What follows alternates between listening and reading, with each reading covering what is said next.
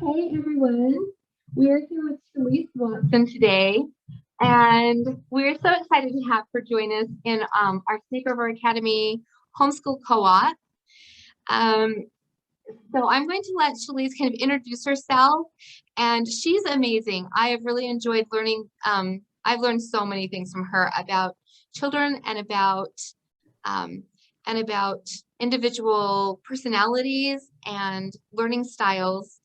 So I thought this would be a really fun video to do with her. So welcome, Chalise. Hello. Yeah, thank you, Jennetta, for having me. I love when you guys do stuff like this because it just kind of gives me an opportunity to share what I love talking about. I was actually going to send you real fast the reference sheet. So you guys, if you want it, you can just download it. But I was going to try to put it in the chat, but I realized, oh, we're live. So I'm going to just email you really fast. But what is your email address? Well, either that, or you could send it to me in Messenger, and then I could forward it. Okay. There's just a couple of us here right now, but we'll probably have others that will be joining us, and then of course there will be everyone else. But my Messenger is coming up for this, so if you could just give me your email really fast, that'd be more helpful, I think. Okay, it is. It's CNJBILL. Do you have that one? Yep, I got it. Okay, so I just send it to you, and it's the one that's in my group. And so if you guys wanted to, after the presentation, if you guys wanted to join my group and get more information, you know, there's lots of videos and everything like that. So just to kind of start things out while Jenetta's getting that sent off to you guys, I started out, you know, loving personality stuff, but at the same time really hating it because it kind of pigeonholed me into one box. And I was like, well, you know, all these things are saying that, you know, you are one way and you are what you are and you just can't change it. And I was like, well, I don't really believe that. And so when I started learning about auras, it was like so revealing to me that there's a spectrum, you know, that we all have of, you know, personalities, but, you know, there's lots of people that are like, but I changed, you know, and I'm like, yeah. So your aura layers do not change. And these are the ones that are around you. They don't come from you, but they're, what I've learned is kind of something, they're like a blueprint that you come to life with that helps you to focus on certain information. So I call that information the planes of information. Okay, and so some people call them families. And if that's easier for you to understand, you can call them families or the groupings of the layers. Sorry, go ahead. We're all familiar, I think, with okay. Like personality. I can't hear you when you turn away. Sorry. I think we're all familiar with personality. What's it called? You know, okay, I'm more a 1 or a 3 or a red or a blue. Yeah, okay, good. Can I actually, I'm gonna mute, can you mute yourself and then just give me a call so that I can understand what you're saying so that I don't miss anything coming in from your side? Okay. And then we don't have to keep going back and forth and, you know. I will do that. So you can go ahead and keep talking more. Okay. Yeah, give me a call and mute your side, and then we can all hear you on this end. That might be annoying, but it'll help me out a little bit. Okay, so yeah, you guys are familiar with all those things, but most of the time what happens is people kind of pigeonhole themselves in there. I have a lot more on my site there. I really want to get to the learning styles though. And so I actually wrote just some notes to myself before coming in here about just kind of what I wanted to say to you guys. And there's been some thoughts that I've had about just having our children, and especially because this is a co-op, co-op experience and teaching moms of a co-op, I just felt like, you know, this is kind of perfect place to share this. So, and I think that it's kind of relevant to teaching about the learning styles, right? So these are just kind of the notes that I wrote. All the planes of information we live in, but our layers focus our attention on the information that will help us accomplish our missions and purposes. So as I was talking about before, the planes of information are our body. So that's one plane of information, our body and the senses that we have with our body, right? Then another plane of information is our physical environment. Everything that's outside of us, the physical world, is a plane of information that is giving us, oh, there you are. Okay. Okay, and I'm just going to put you on speaker, and you're going to need to mute so that I'm not getting feedback. So what does, oh, I'm here? Yeah, you mute there, and then I can hear you better on here.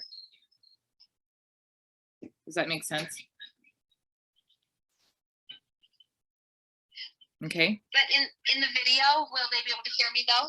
Can you guys hear it in the video? Yeah. Okay. So Okay, that so yeah, I'll just sit it right next to the thing, but yeah.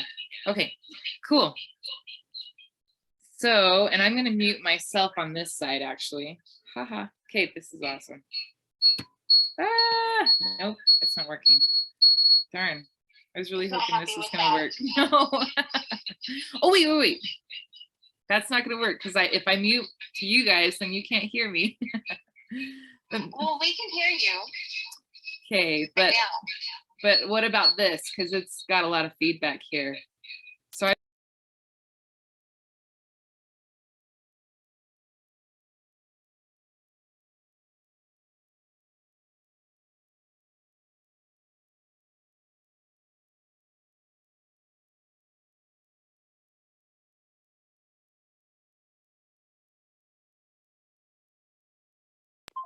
okay. All right. So talking about these planes of information, we talked about the physical body, the physical body being a plane of information, our senses being, you know, the plane of information for the physical body. Then we have the physical environment, which is everything around us. The physical world is giving us information. Then we have our mind that has the logical processes. And so it's taking observable information or data, as I would say, and that is a plane of information, okay? And then we have society and traditions. So our history and society and traditions, that is a plane of information. So I call it kind of the societal plane, or as you would know it, Jennetta, the mental emotional. And then we have the emotional plane, which is all about relationships and emotions, okay? So that our relationships and emotions are giving us information. And then we have the spirit plane, which is all of us have a spirit, right? And, you know, people from the outside world, they have spirits too. And that is information that we all have access to, right? And that we work off of. And then we have the energy plane that is different than the spirit plane because everything has an energy, right? Everything has a vibration, everything has an energy. And that energy is giving us information as well. And so with our layers though, there are a certain number of layers on each one of these planes that function off of each one of these planes. That when we have those layers, it's literally focusing our attention on that information plane, right? And a specific frequency on that plane, okay? And what these layers are going to help us do is they're literally limiting our scope of what we are focusing on, because we all know that successful people, the reason that they're successful is they're able to focus on their purpose, right? And that's essentially what our layers are doing, because there's so much information in the world that if we were to pay attention to all of it all the time, we would get so overwhelmed. We need some kind of filters, right? That's kind of going to focus our perspective. So another way to kind of illustrate this is where we have the, there has been an experiment that where the facilitator sits the participants down and he has them watch a clip. It's a basketball clip, and there's the white shirt team and the black shirt team. And so while they're watching this, he says, okay, I want you to pay attention and watch the white shirts and tell me at the end of this video, how many times they bounce the ball. Have you guys seen that? Or have you guys heard of it? No? Okay, I'll just keep going. Okay, so watch and see how many times the white shirt people pass the ball. So they watch this clip, and at the end of the thing, they say, oh, they did 15. Some of them say 7. Some of them say 3. Some of them say, I don't know. And he says, right, the right answer was 15. However, did you see the gorilla? And they're like, wait, what? There's no gorilla, right? So then they watch the clip again, and they all see the gorilla. Okay, so our layers are like the facilitator telling us only focus on this information, but it doesn't mean that there aren't gorillas in the room, right? It doesn't mean that if we have body layers, energy layers, and emotional layers, it doesn't mean that we don't still have the physical environment. It doesn't mean that we don't still have observable information that needs to be organized, right? It doesn't mean that we don't still have tradition and society to take information from as well. And so while these layers are going to help us and direct us and focus us towards our missions and purposes and the lessons that we asked to learn when we came here, it's also going to limit our perspective. And so that's where our children come in. That's where our spouses come in. That's where the people around us that drive us crazy at church, they are all here to help us to pay attention to the information that we need to without, distracting us from the focuses that we have as well. Those people are going to help us learn new skills and be more observant of the other planes of information that we need to be responsible to, right? So for example, so my layers, I have energy family, body family, and societal family, right? The planes of information, those are my planes of information. And because of that, I tend to not be aware of my physical environment. However, I have a dad who's really aware of his physical environment. He has those layers. And so he, growing up, he taught me certain things that I really didn't want to pay attention to. But now that I'm an adult, I'm going, oh my gosh, like he was totally trying to teach me without even knowing it, how to pay attention, because I needed those skills for me to accomplish my mission and purpose. So anyway, getting on, I just wanted to kind of explain things a little bit. I know it's not a complete perspective of what this is and everything. Do I have any questions so far? Is everybody kind of following what I'm saying? Clear as mud, right?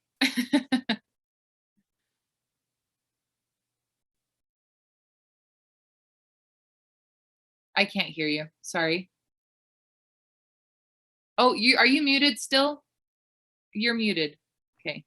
Okay. Okay, go ahead. Tell me.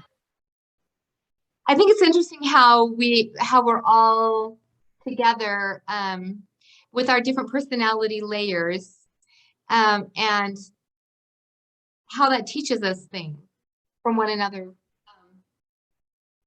Yeah. Okay, But cool. we all learn from each other. So we're learning from our children while they're learning from us too. Yeah.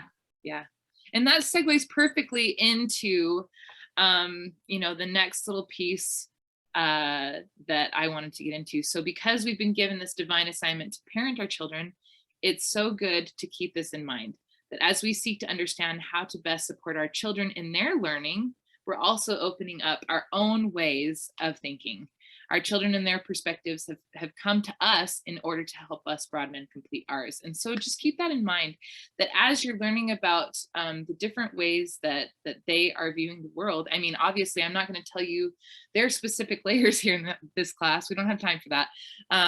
But just keep an open mind. When you hear things, you're like, oh my goodness, maybe this is how my kid is seeing it. I will just share with you my experience. It was actually a while after I received my gifts to do what I do that I finally got up the courage to seek and know my children's layers. I don't just know people's layers, I have to tune in and ask what they are, and then I receive those layers. But what's interesting about that is that, like I said, I was really nervous too for a while. Like, what if, I am way off and I've been judging them wrong, because that's kind of how I started. I felt like personality profiling, really put me into a box and judged me in ways that I was just like, oh, like I hate being judged like this. I'm sure you guys have experienced that, where someone will come up to you and be like, well, you're a 2. And you're like, huh, I don't know what you mean by that, but I don't really like the connotation that you're giving it. Like, is that a good thing or a bad thing? Like, I'm just not really sure what you mean by that, and so then some other people could come up to you and say, well, you have violet, and it's like, well, I don't even know what that means, and so it didn't really feel very good. And so I really wanted to hold space for people as I was giving them their profile, that it wasn't me coming up with the information. I was like, Heavenly Father, I really want a gift where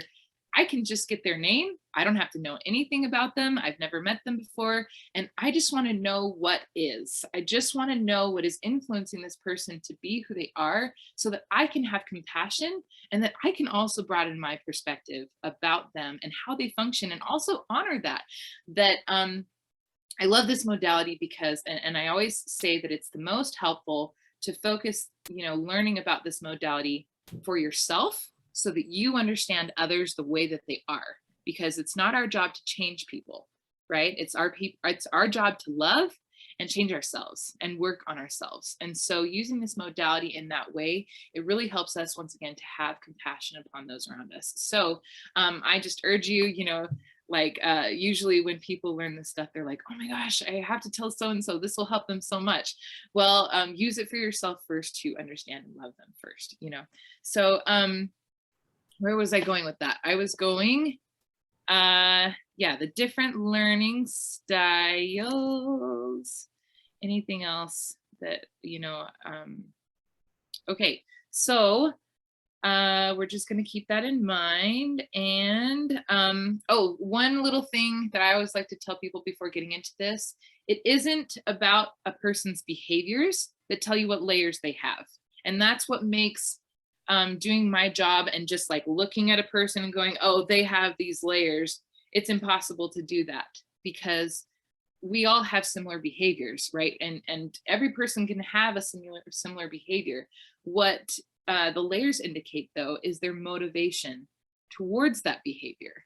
Okay. And I have several examples of what that means in my group, and like even an activity that kind of shows you what I'm talking about, that you can't just judge a book by its cover.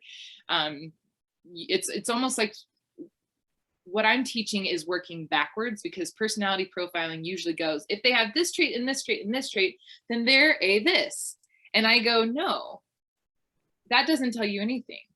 If they have this motivation, then this is why they're going to have these behaviors. Okay, so it's kind of backwards. And so I urge you to just kind of dig a little bit deeper, go into my group and kind of understand.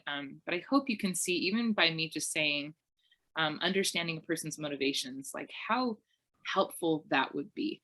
So let's get into it. So we kind of told you about the different planes of information. Now let's go deeper into those planes of information and what the motivations on those planes of information with our layers is going to kind of show you. Okay, so the first plane of information is the body, right? The sensory system is the plane of information that we're talking about. So the two layers that are going to direct your focus toward that plane is yellow and green amber. Okay. And yellow is going to direct your motivations towards sensory stimulation. Okay, keep in mind, we don't have all of these. Okay, we only have specific layers with specific motivations. And so I'm going to go over all of them just briefly, but yellow has the motivation for stimulation in the senses. Okay, so that is going to look like, here are some common behaviors, but let's not pigeonhole, right? These are just examples, but fun, buoyant, bouncy, energetic, happy, optimistic, really curious, hands-on, very tactile, loves sights and smells and sounds and that kind of information, right? So then Green amber is going to motivate a person towards sensory harmony. Okay, so feeling good in their body, feeling comfortable. Let's see, like making sure that they're healthy. You know, green ambers can be really health conscious. You know, anybody could be, but this is kind of examples of what could show sensory harmony. Okay, and so with this family or these layers, people with these layers are going to be more tactile. Okay, and so the learning style here to take account of is going to be tactile learning. Okay, I actually have a good friend. I'm the chorister in my children's group at church, and she's taught me so many tricks. She leads with body family. Okay, one of her leading layers is body, and she's always talking about the back door and helping children learn through the back door. And I think this goes for us as parents too. I know you guys have probably heard this a lot. You know, get them busy with their hands when they're reading a book. You know, get them busy doing something, because even though they look distracted, they're not. They're actually processing that information a lot faster because they're in their body. It may even look like they're bouncing off the walls even when they're kind of like shaking their legs or like going like this and not even paying attention to you, or like, you know, picking their nose, or, you know, shaking their legs, or maybe they're just like going in and out of the room and you think, oh my gosh, you're driving me crazy. Like, why won't you just sit down and be still? But really, that's going to handicap them because that's the way that they're learning. And actually, I would put to everybody, it is a way that anybody and everybody can learn, but especially for those with the body family, it's important to take that into consideration. Movement, activity, making sounds, or just kind of keeping their hands busy, give them some Legos or something. That's a good way to help them learn. Okay, so then we have the physical environment family. The physical environment family, like I said, works spatially. So they're going to kind of be tactile as well, but it's because they process information through their physical environment. So sometimes people get body family and physical environment family confused because they have the need to process tactilely, right? But one is because they're relating with their space, and the other one is because they're relating with their senses. Ooh, touch, sight, smell, taste, hearing, right? And that can be spatial as well, but that's kind of the difference between the two. Okay, the three layers that work on this plane are orange, which is pushing boundaries and exploring the boundaries of the physical environment. Magenta is putting things together or connection in the physical environment. And then the third one is red, which is stewardship over the physical environment. Okay, so you see people that are just natural born leaders, or they're just really good with the land, or they're like the fire chiefs, or you know, what have you. Those, you know, those kind of tend to have those red layers. Magenta are the carpenters, or the people that just have a knack for putting their space together, you know, designers, you know, or even directors of plays, right? Actors, those tend to have those physical environment. And then orange tends to be kind of the, they don't have to be extreme sports enthusiasts. They really don't. My brother-in-law, he has orange, and he is extreme in terms of the way that he thinks, the way that he relates with society because of his other layers. So, so just as long as you're understanding that the physical environment relates with their physical environment. So people with physical environment layers can actually really struggle with, you know, scholastically, because they have to have a practical application. And so understanding, if you have a child with physical environment layers, you're going to want to make things really practical, okay? Really simple and really applicable to their lives, right? If they don't understand why they would use this in the physical world, like it's just not going to make sense to them. Being conceptual or sitting them down and having them read a textbook, that's not going to help them learn as well, because they're just not really going to understand what it's for. Now, when you tell them, well, this is going to really help you when you're building your rocket ship, and then they go, wait a second, really? Interesting. And then putting in the context of the rocket ship, right? Because they can totally see, they can handle the rocket ship. I often say people with physical environment layers, if they can't see it, they're absolutely not going to believe it. That's my baby at the door. I'm just going to count on that my husband is going to come and get her, I'm sure. So yeah, that's going to be, just a few tips for people with physical environment layers. Then we've got the mental family. Okay, this is great. Let's see. Oh, and I would say also for the physical environment family, be really, be just really patient with them, because sometimes they'll just kind of look at you like you're dumb. Like, I don't care about this information. Like, why are you, just be really patient with them, and just understand that they're going to get what they're going to get. They're going to learn what they're going to learn. And really, as homeschool moms, just keeping in mind, we're not here to teach them what to think. We're here to teach them how to think, right? And so we're here to support what's going to support them. And so, if a person with physical environment family doesn't thrive in a, sit down, do homework kind of situation, go let them build something, and maybe even building while you're teaching the things that they are going to need are going to get in, so giving them an activity, or just making things really applicable to them and the world around them is going to be really helpful for physical environment. So going on to the mental family. Mental family is going to work in order, okay? The way that these layers function is that they're going to take, sorry? Oh, I was just telling everyone if they have questions, just to tell Okay. me, and then I can ask you. If you wanted to write them down on your piece of paper, because I want to just get through this. And then at the end, if you could ask the questions, that would be great, so that we can just get through as much as possible. So, okay, if you think about the mental family as having a library in their brain, that if the book is not written, if they have not read the book, and I'm talking about the book being if they have not experienced it or seen it or heard it or observed it somehow, it doesn't compute, it doesn't make sense, it's not going to be there. And so they have to have data, actual data that they're observing to get that information in.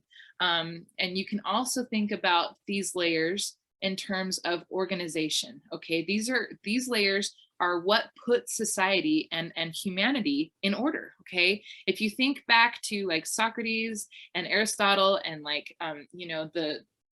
the age of enlightenment, I don't even know if that's what it's called, I don't know, but you get it, like Plato, Socrates, Aristotle, where they really started to think about organizing society.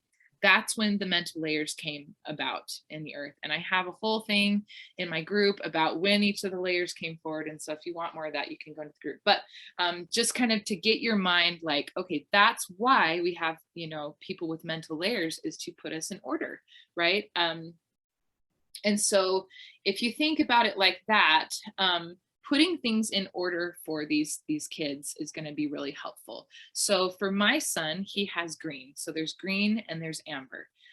Green is going to focus a person towards data-based innovation. So taking information and making it better and improving upon it. And then amber is going to just simply take information and take account of it. Okay, there are accountants. They're the ones that are constantly just taking information and putting it down on paper just because it is, right? They're the ones that write the libraries full of books, right? They're the ones that teach us about just random things that are just like, well, why does anybody care about it? Well, it's fun for them because it's just pure information, right? So again, if you think about it, they're putting things in order. They're collecting and putting things in order, okay? So my son, who is collecting information to put it in order to innovate, he needs, thank you. He just finished his tour, so he's asking me to come check.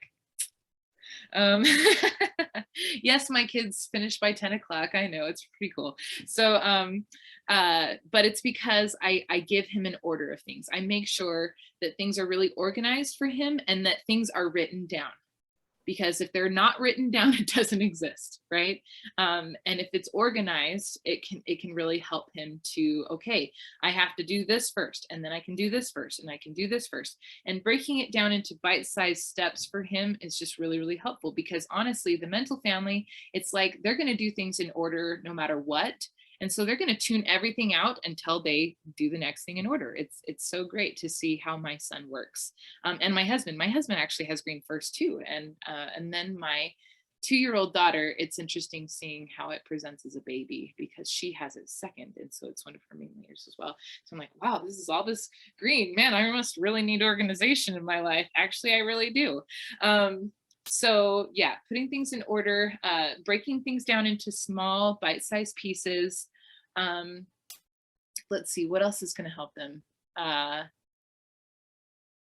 Just understanding that they just love to accumulate information for information's sake. And so sometimes you need to set limits on their focus, and helping them understand that some information just isn't important, because as organized as they can be, sometimes they can get really trapped in the accumulation, like, oh, I don't have enough information. I don't have enough information to make a good decision, right? And so teaching them how to make a good decision is going to be really important. And that may vary very widely depending on your beliefs, or just depending on, your teaching styles and practices, etc. So those are a few tips there.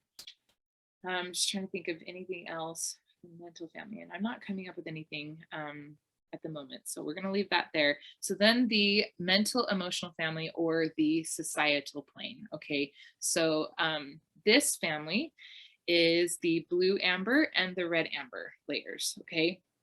So these layers, the blue amber, the motivation is towards data-based consideration and morality. Okay. And then red amber is going to be towards, and this is why the reference sheet is going to be really, really helpful, because it's going to have it on there, right?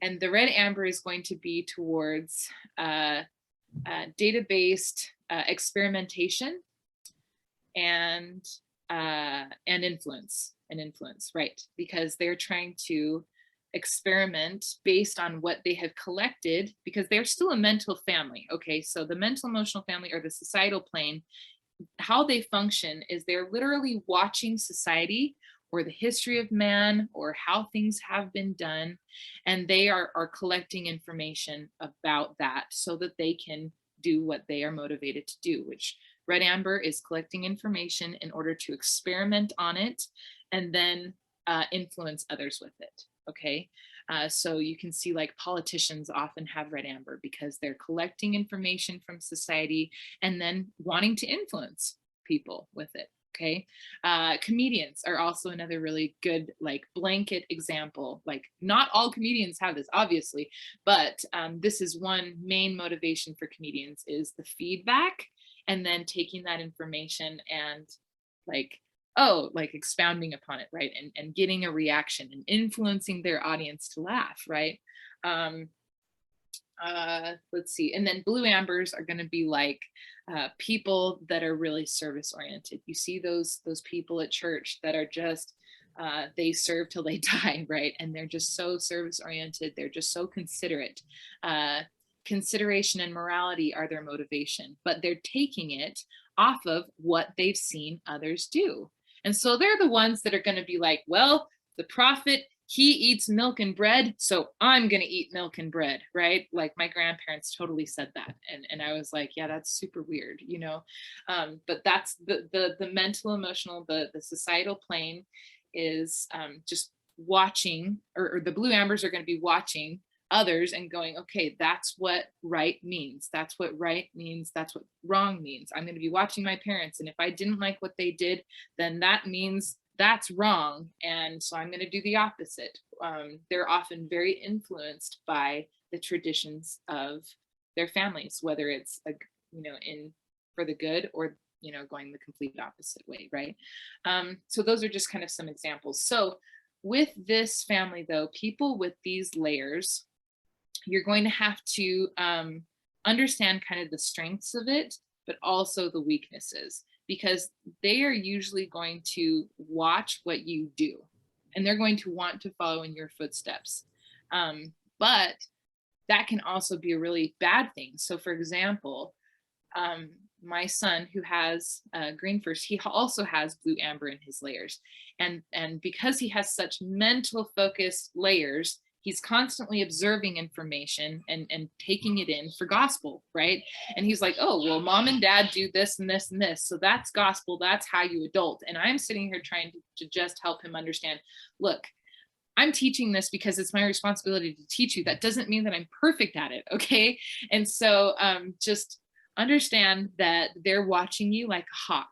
And so if they're teaching you anything, it's to be a good example and to be consistent in your word. Okay, that's going to be one way to really help them be successful, is to be consistent. Okay. But otherwise, I think that they're kind of like the mental family, where they observe and observe and observe. Something else that they're going to struggle with is needing verbal affirmation. And so validate, validate, validate, validate, validate. I would say for body family, for the mental family, and for the societal plane, like they all want verbal affirmation big time. Okay. Giving them verbal feedback, telling them how they're doing. I feel like for people with red amber, they just want to know like what you think about them all the time. And it's so interesting and so curious to know, right? So giving them feedback is going to be really helpful. Otherwise, they're pretty similar to the mental family in putting things in order, making sure that they have an order. Hello, how are you? Hi. Hi. Welcome. And so I would say, you know, keep those the same. Let's see. And then, okay, so moving on. Samantha, if you want to, I don't know if you've already emailed that out, Jennetta. Oh, I'm sorry. I didn't. Okay, so she's going to be emailing out a reference sheet so that you can kind of follow along the basics of this information, because I'm going really, really fast. And so maybe if you wanted to take notes on what I'm saying and then refer back to the guide or refer back to this video after you kind of reviewed the reference sheet, that might be helpful, because I'm just trying to like go get through it, right? Somehow it hasn't shown up on my phone. I don't know why it hasn't. In your email? Yes, in my email. I don't know if my phone's just not loading it right now. So we might need to just attach it to the video. Okay. I don't know how to do that. So send me the link. Yeah, it says, and maybe it went into your trash. I'm not sure, because it says CNJ Billhimer. That it was sent. It might have everything. Did it go into like promotional or trash or any of those? Checking. I don't see it anywhere right now. Okay. And when we're kind of in and out and all, and the majority of us will be watching later, it would be good probably to me later. Oh, that's fine. Yeah. Did you hear me? Sorry. I didn't really hear you. Sorry. Something about later, but I don't know what you said was later. Where most of us will be watching later,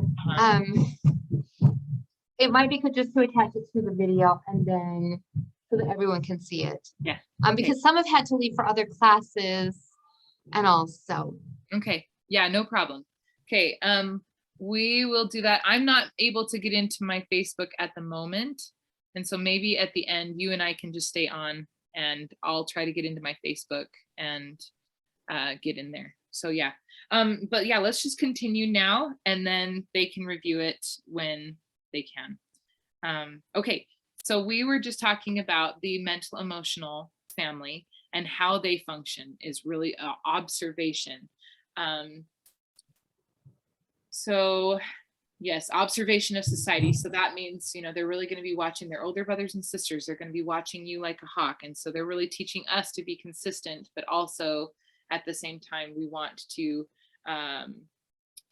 you know, put things in order for them, and just understand that they're going to want feedback. You know, am I doing a good job? You know, it may be incessant, and teaching them that, of course, their validation comes from within. You know, that's an important lesson for them to learn, but that also to use that feedback in productive ways, whatever that might mean.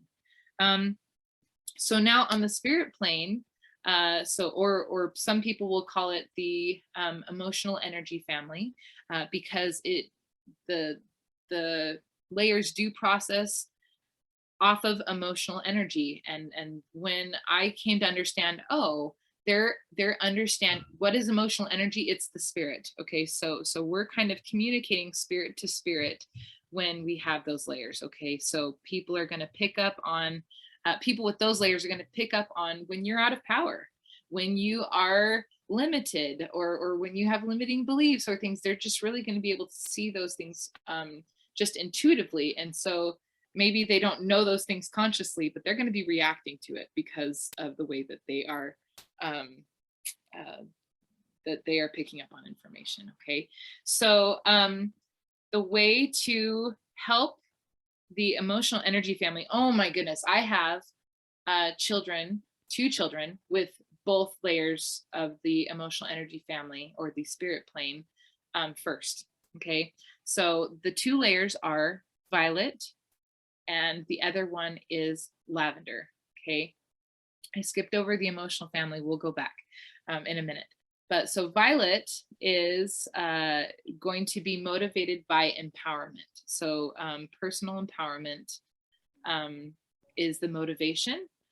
And then the lavender is going to be motivated by personal freedom, going to be advocating for personal freedom. Okay, so these two layers, people with these layers are going to be advocating for either empowerment or freedom. And so if you understand that about your little lavender or violet, if you have, you know, someone with lavender or violet that's one of your kids, or even your spouse, it's going to be really helpful, because you're not going to have power struggles as much. So my layers are naturally very control based, very like, okay, I have to experience harmony, I have to have the right way, I have to, you know, all of the things, right, have to be right, and they have to be in their proper place. And it can really hold me back though with my kids, because they need a lot of flexibility. And so of course God sent me two kids, one with lavender first and the other one with violet first, to help me understand that you can't force anybody to do anything, right? And that you have to allow for their choices. You have to allow for the flexibility of how they're going to respond to it. And you have to be okay with that. And so it literally changed my parenting when I understood that my first kid had lavender first, because I had been so busy trying so hard to put him into this box that I wanted him to be in. And yet his layer is literally looking for information to say, oh, how can I jump out of this box? How can I wiggle around the rule? How can I, like, one of my favorite examples, and I know that you've heard this a million times, Jennetta, but seriously, my favorite example, and actually he just did this the other day. I was like, oh my goodness, you cute little lavender, right? Is when I told him to watch his siblings out in the backyard.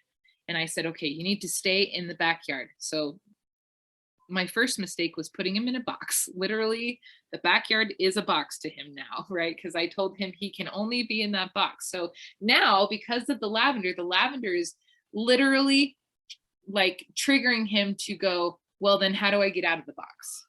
Okay, how do I jump out of the box?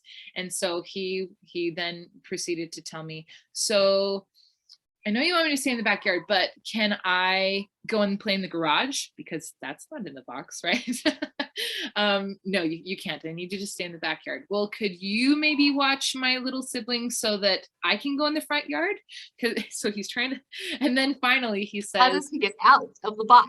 exactly. How do I get out of the box? And so And finally, I have 2 lavenders. Plus I'm lavender myself. yes, But in a different order. So yes, I have exactly. 2 lavenders, and this is kind of how it is.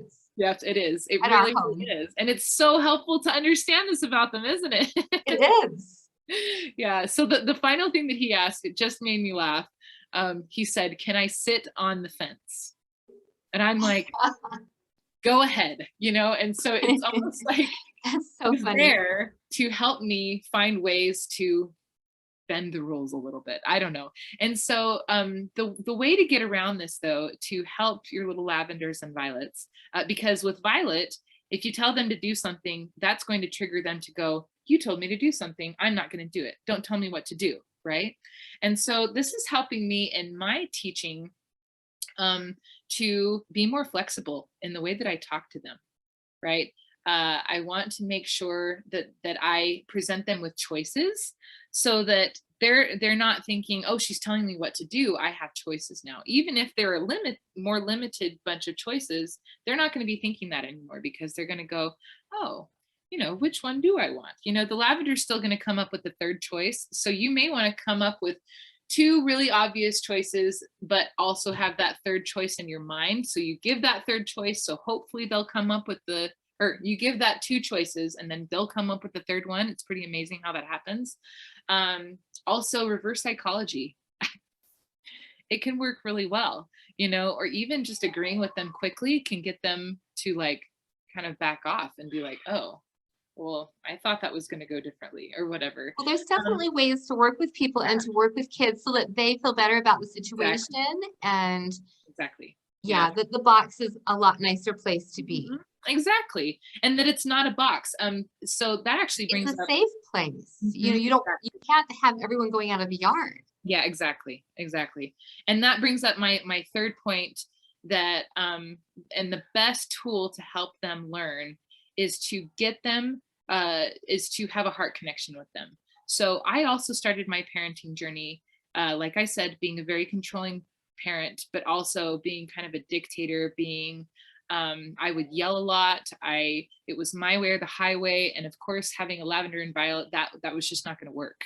I can't even imagine you that way, because I've done a lot of work. are so good with children and what they need. And also, I think you probably are seeing that in a whole, it's because illuminated way. I've literally had to push up against these things and get knocked on my rear end so many times that I either had to, be destroyed with it or learn from it, and I feel like my children have been so perfect because I was kind of that, my word the highway, and I'm going to yell at you, I'm the boss, that kind of thing. And that didn't go very well. I had to learn to have a heart-to-heart connection with them, that they were people, that I had to respect them as human beings, and I had to honor their agency, but also honor that they had feelings too. And this lesson took me quite a long time to realize, but it wasn't until I started going, you know what? He feels this way. And I need to recognize that. Whether it was my fault or not, I needed to simply learn to recognize his feelings, and that he was experiencing a certain feeling. And it wasn't even necessarily about me, even if I triggered it, right? That it was about something that he was struggling with inside of him, and that I had to put my pride aside and learn how to have a heart connection with my children so that I could teach them from a place of, okay, I understand that you think that I'm telling you what to do, but actually we want a happy family and we want to get along with our siblings, right? Like that's what you want too, right? And so finding that common ground of what they want and helping them to understand why what you are telling them is exactly what they want. And what I like to tell my children too is that they're beautiful and powerful manifestors, that especially that violet and lavender layer, what they desire, they're going to bring forward to themselves. But how that's going to look sometimes is in the form of another person. So another person is going to come into their world and tell them what to do. Maybe they're not presenting that information perfectly, but it's an opportunity for them to go, you know what? Is what they're saying, is it supporting what I'm actually wanting? Or does it not line up at all? Because if it doesn't line up at all, that's one thing. But if what they're saying, even if they're saying it imperfectly, is what they're saying going to help me accomplish my goal towards having a happier family or towards educating myself for the future? If that's the case, then I actually called them into existence and it's my choice. Like they're actually just reflecting back to me what I've already chosen, right? And so it can be really helpful to help them see that everything that comes into their world, every person is someone that they called forward because they are going towards a certain goal, that it was actually their decision all along to have that person say that to them so that they could either test it up against what they really want or, they don't need it, right? So that's probably one of the most important things is remember that you want what your child wants, that your child does actually want what you want, and to find that common ground, okay, especially with them, or else you're just going to have power struggles, and that's not going to work out for you. Because you're their guide, their assistant in life, and so you're helping that. Sometimes it does take some persuasion to help them realize this is right, this is really what you want here. And just because we can see that kind of from our life experiences and that's so so true. Yeah, that's so true. That's why there are parents. Right.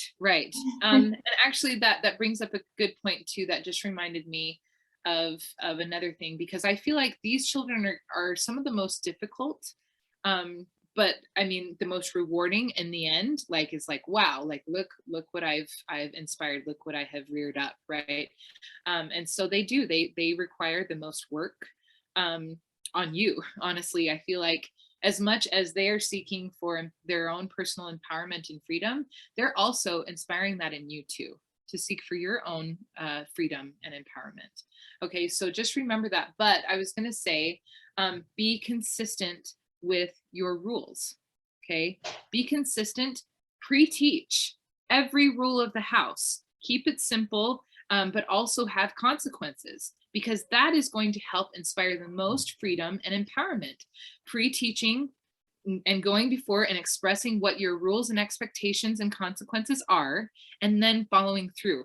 These kids, more than anything else, teach you how to follow through on your commitments, because if you don't, they're going to take you and hang you out to dry. Like seriously. Because if you break your word once, so for instance, we have a rule at our house that if you don't finish, and this is going to seem extreme, but it's been pre-taught and my kids are really good at it now. And they came up with it actually. The rule is you need to finish your chores by 10 o'clock or you're done for the day, which means that you have chosen to work for the rest of the day and do manual labor the rest of the day instead of doing your education time and your reading and all that stuff. Okay. And then the education is the reward. And so exactly. It's like, oh, I really want my education. So. Yeah. And I've let them know that part of their education is chore training. Like it is super important that they learn manual labor for their character, and we've talked about that. But so they've got this buy-in that, okay, they're done for the day if they're not done by 10 o'clock. And that's what Asher was doing. He was telling me, Mom, come check, because if he said come check and I haven't checked by 10 o'clock, he gets off, right? But then I come check and give him criticism and give him feedback, because he loves that feedback, right? And I mean, every child needs feedback anyway, and correction, but so that's what we do. And yesterday though, Riot was done. He was not done by 10 o'clock, but the previous day I wasn't able to check his chores until about 10:30, and he was still doing them up until that point. And because I wasn't there, I kind of just let him off. However, he's got that lavender first. So what happened was I let him off the day before, and then yesterday he decided not to finish because he thought, oh, well, mom let me off easy last time, so I'm going to try this again. Let me, test my limits and see if I can get off easy. And I'm like, uh-oh, shoot, mom made a mistake in letting you off easy. I should have just let you be done for the day and experience your consequence, right? So again, he's teaching me how to be consistent, and he really needs that consistency of specifically because it's going to give him a lot more freedom. When he knows what his limits are, he's going to know exactly how much more he can create where he can, right? And that's just like God, right? He functions in terms of he knows his limits so that he can create infinitely more, right? And they need that, and we need that. So let's move on, because we've been talking about that one. So let's go back to the emotional family. So the emotional family, that was the spirit family. This is the emotional family. And the emotional family works off of blue. And blue, the motivation for blue is connection and comfort in relationships. Okay, so this is going to direct their focus towards people, right? And people's emotions and people's emotional relationship and connection with you, and people's reactions to what they say and what they do. They're really paying attention to that emotional vibration. And so understanding that they are people pleasers immediately, that if you have someone with blue in your family, they want to please you because they love you the most, right? Or if you don't like them and you don't have a good relationship with them, what that can look like is being very defiant or pushing back at you because they don't like you, right? And so they can be very, and you see this a lot with marriages as well. People with blue in their layers, when their spouse is very connective with them, then they are just, oh, I want to please you. I want to do all the things for you. And I just want to serve and serve and serve and serve. And I just want to make you so happy. And I just love you so much. And then if there's not a good emotional relationship, it's so interesting because the spouse will be very obstinate, very, picking a fight with everything, getting offended at everything, very sensitive, very touchy.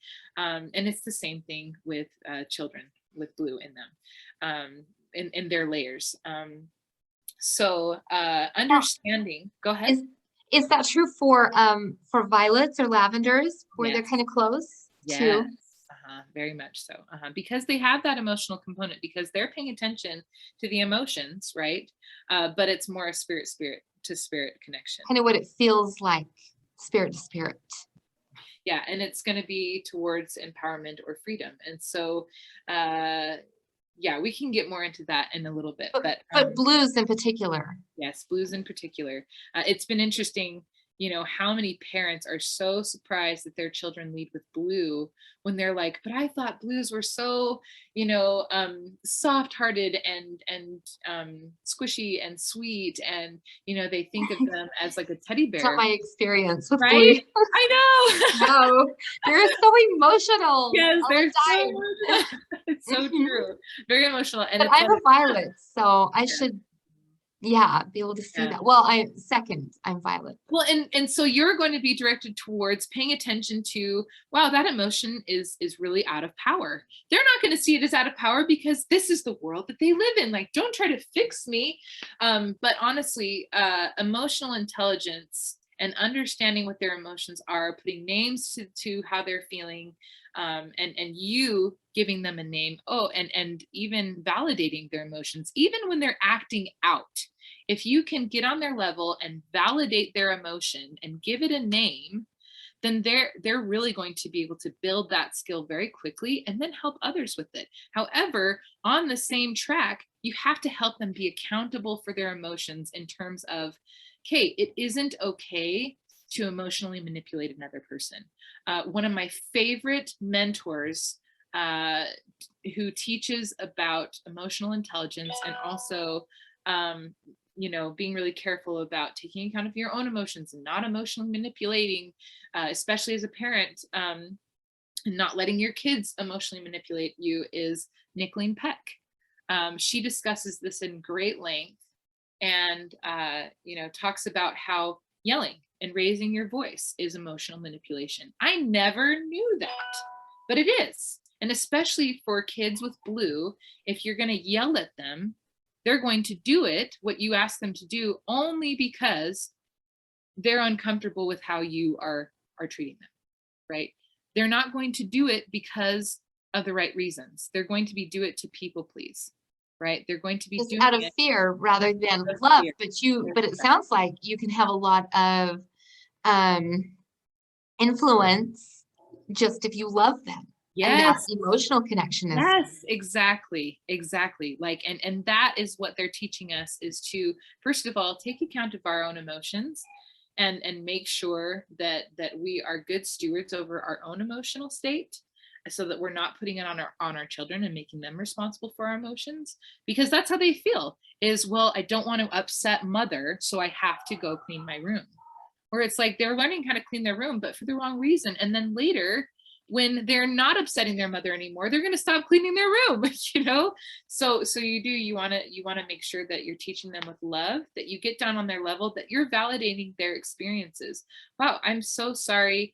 It probably really hurt your feelings when mom took your privilege away, and it was probably really hard. However, let's talk about that. When you're calm, let's come and talk about that. More about why mom did that, and let's see if it maybe was a good idea or a bad idea, and then helping them to see that, oh, like, you didn't take away their privilege because they're a bad kid, right? They're more often the ones that are going to take meaning according to your emotional response. So if you give them an extra consequence because they were acting out, and you're angry when you give them that consequence, they're going to relate consequences as bad things, instead of, oh, it's just because I made this choice, therefore this happened, right? Because we all make choices that lead to consequences, and consequences aren't necessarily bad, but when we have that emotional response to it, that's what happens, is that they kind of put that color on it. And that's all of our children, right? But especially with blues. And so making sure to have that emotional connection with them. Same thing with, like, if you can be loving and really have that emotional connection, then they're going to have the buy-in, right, to anything that you do, because, oh, they want to be good because they love you, because they know that you love them, and they're learning what to love and serve someone is by your example, right? And so another way to really help them, because they'll do anything that you tell them to, as long as you have that emotional connection. But I was also going to say something else, but it just kind of disappeared. So helping them to take account, following through, because I think it's the hardest to follow through with harsh consequences, or what you could see as harsh consequences with them, because they will totally pull on your heartstrings.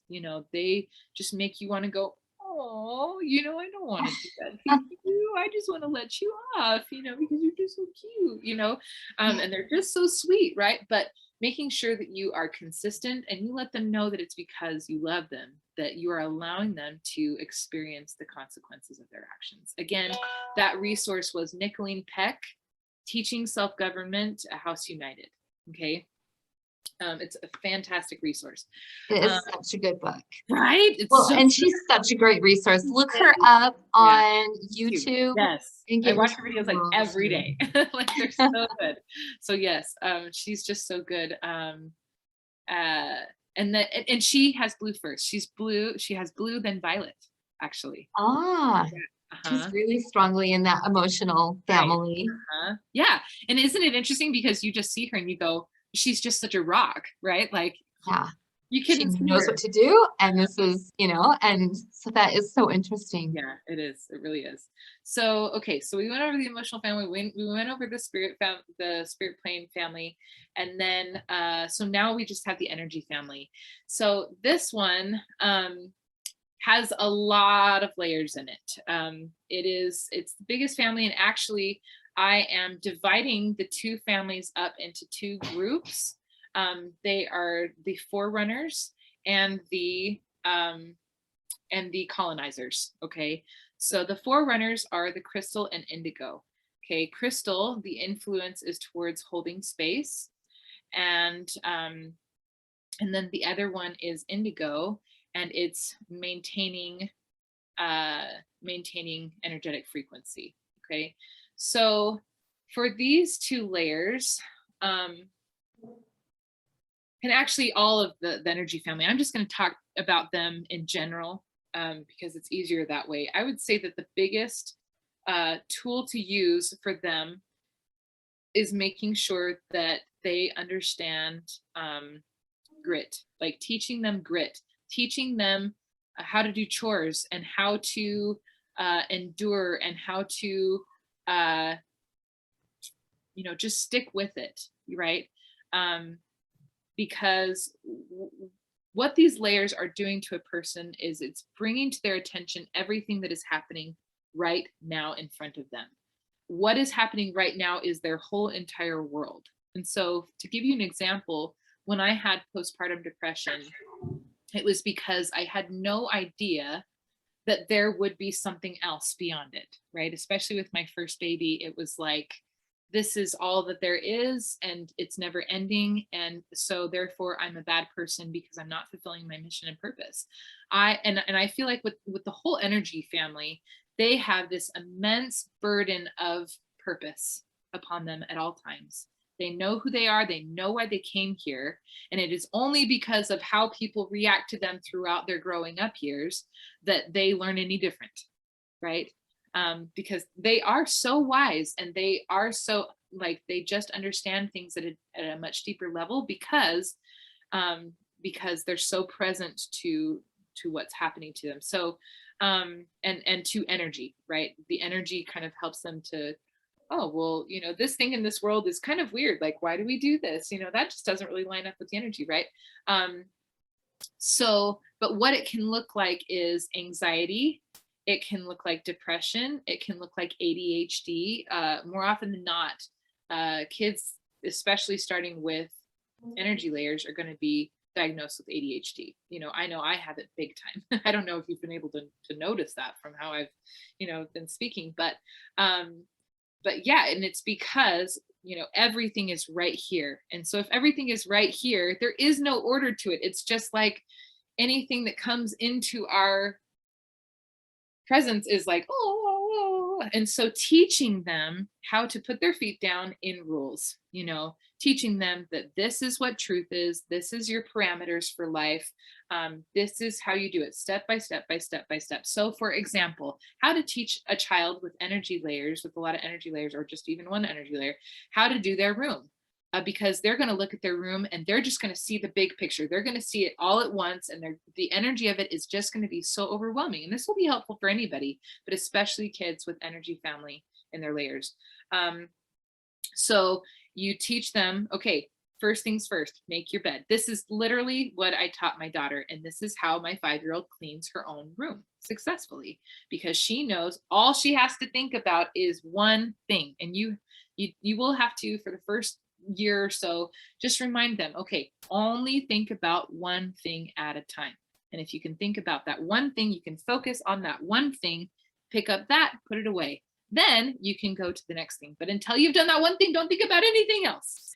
And this is for us too, right? We need to put first things first, right? And if we can put first things first, then we don't have to worry about the rest because it will come, right? So make your bed first. I tell her to make her bed first. Then she focuses on the toys. Only put away the toys. Only put them in your toy box. Don't worry about anything else.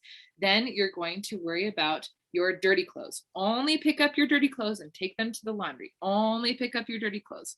Then the next thing is pick up your clean clothes and organize them and sort them and take care of them and put them into their drawers, right? That's all you have to worry about. Then the trash. And it's pretty amazing because she can have a completely trashed room and get done with it very quickly, simply because all she's thinking about is first things first. Okay.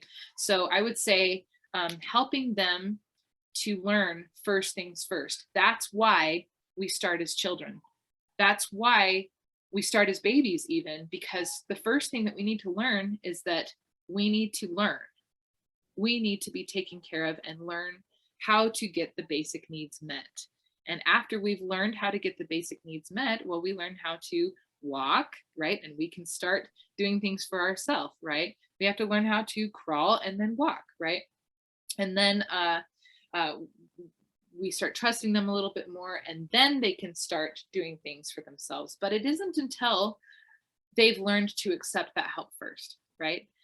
That's kind of the first skill, is how to accept help that we learn, and how to get those needs met, right? And so first things first, this year I've kind of taken off from the Facebook world because I realized, oh my goodness, I need to put first things first. And I never learned that growing up. I never learned how to go to bed. I didn't learn how to take a shower every single day, or how to eat good foods. And these are foundational things, right? I never learned how to wake up in the morning at a specific time and do a daily routine. I didn't have that structure growing up.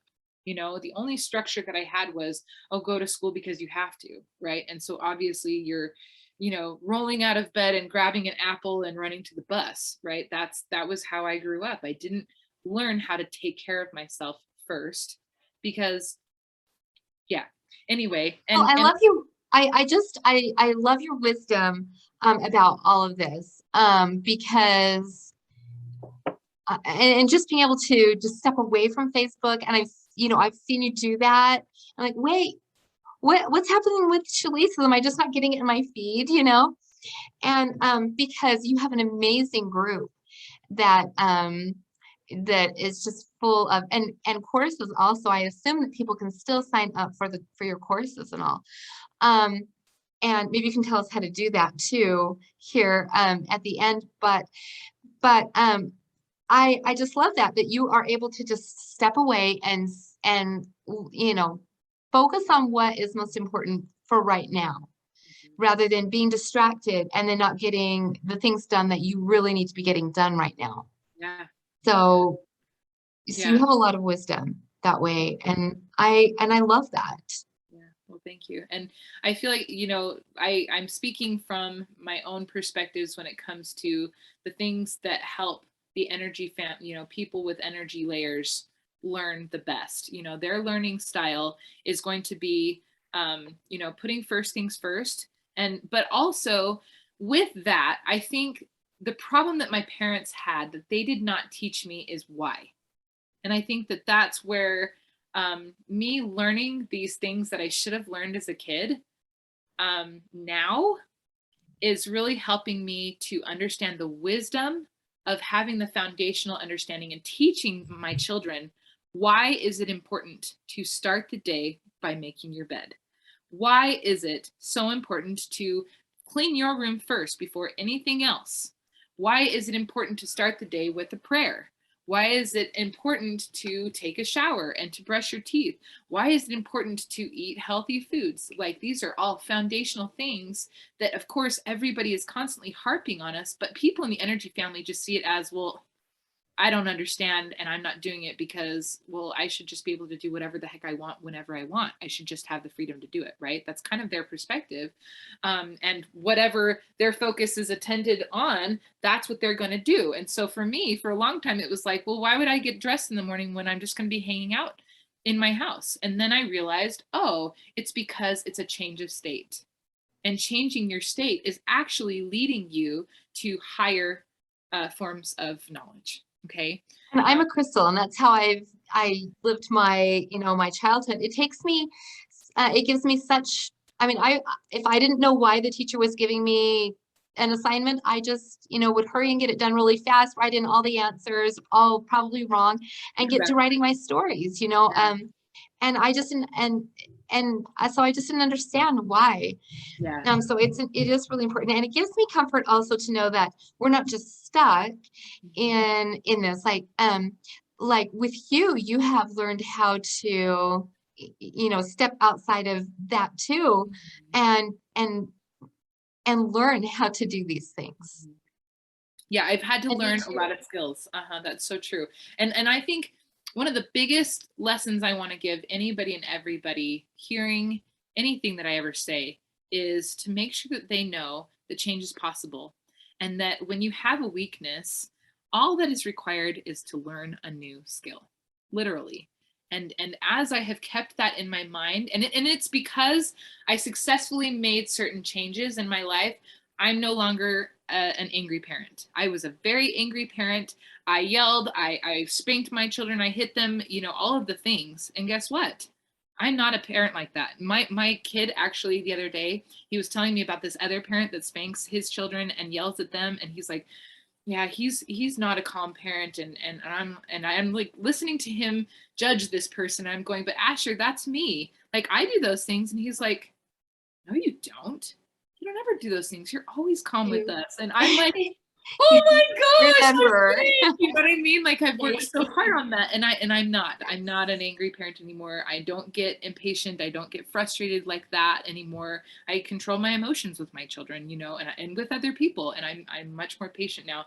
And so just understanding that anything that you're struggling with, anything at all, it really is just about learning a new skill. That doesn't have to get in your way anymore. That maybe that's been in your way to give you an opportunity to look outside of yourself to people around you who may be able to do those things really well. I have a friend that really is hard on herself because she looks at others and she goes, they just do that so well. And oh, I'm just not like that. And it's like, well, that's why they're in your space, is to help you to see that weakness and give you an opportunity to go, I need a new skill. Maybe I can ask that person what they do, or maybe look at a different person with those same skills, because we can. I think what happens more often than not with personality profiling is, like I said, people pigeonhole themselves and say, well, because I have this circumstance or these layers, I can't learn how to do that or be that way. And that's false. And I'm living proof. You know, I've learned to be very good at how to make my bed and how to clean my house and how to raise my children calmly. And, you know, all of these things that I thought previously were impossible, literally. And how to wake up and how to go to bed and, you know, like all these things that, again, were not natural things for me. So Well, yeah. I still have the same personality layers as I ever did, Right. but I'm a much more structured person and parent of my children. And it's because I have learned skills and we have a very structured home. Yeah. And that's not how I was when I was a kid. Right. So that is interesting that you can just learn new skills, and I think, and we're here to learn. So obviously we can progress Mhm. and become our best selves. Yeah, exactly. And And there's two sides, don't you think? To well, I mean, there's different parts to, say, being a crystal. You know, you've got those things that are more positive, and those things that then you get to work on. So you've got your weaknesses also. yeah, and we could call them like in power versus out of power behaviors, right? And in power is totally going to get you towards what you want, whereas the out of power is going to be based on self-preservation and, you know, just that natural instinct, right? And so, yeah, good point. So I think that kind of wraps it up. I'm just trying to think. Oh, and I was going to say one more thing for the energy family that helps them is going to be, you know, yeah, just believing that they can do it. You know, don't let them make excuses, obviously.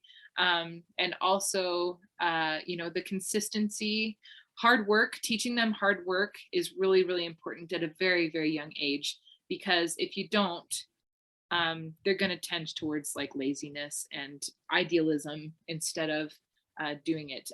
This is probably one of the most important lessons for the energy family is you may know it, but unless you do it, you don't know it.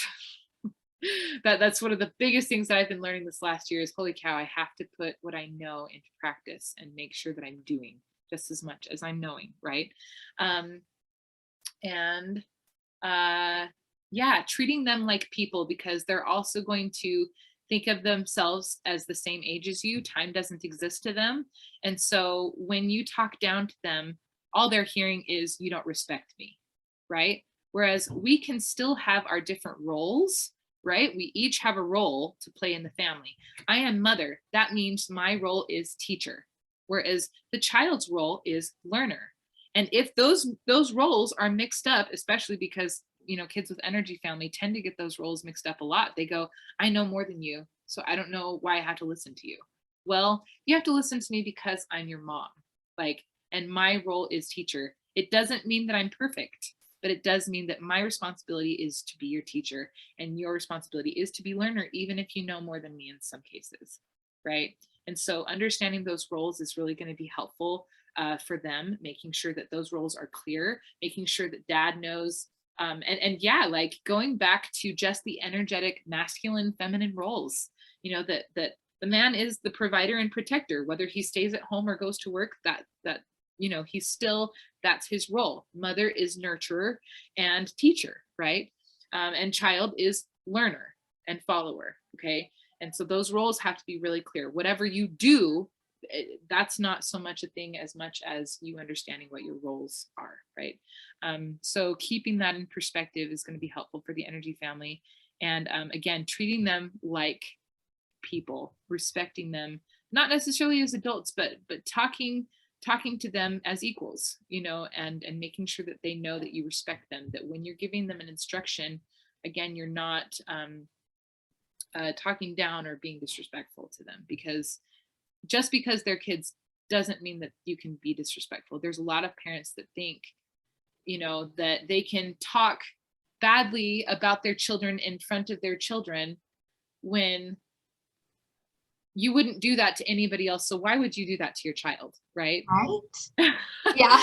So it's they especially pick up on that. They can feel that energy and they will totally work off of that instead of what you're trying to teach them, you know. So staying They'll consistent. know if you respect them or not. Exactly. So staying consistent in your energy is also going to help. So I'll just leave it right there. I'm sure there's tons and tons more that we could talk about, but I hope there is. You have so many wonderful things in your programs and all that tell more about each of the layers and so much more. Yeah. It's so empowering. Well, thank you. And yeah, I think so too, that when we understand what's affecting us, we really can make better choices and learn new skills to compensate for those things. So I want to leave it there and just I'll give you the link that you can send out.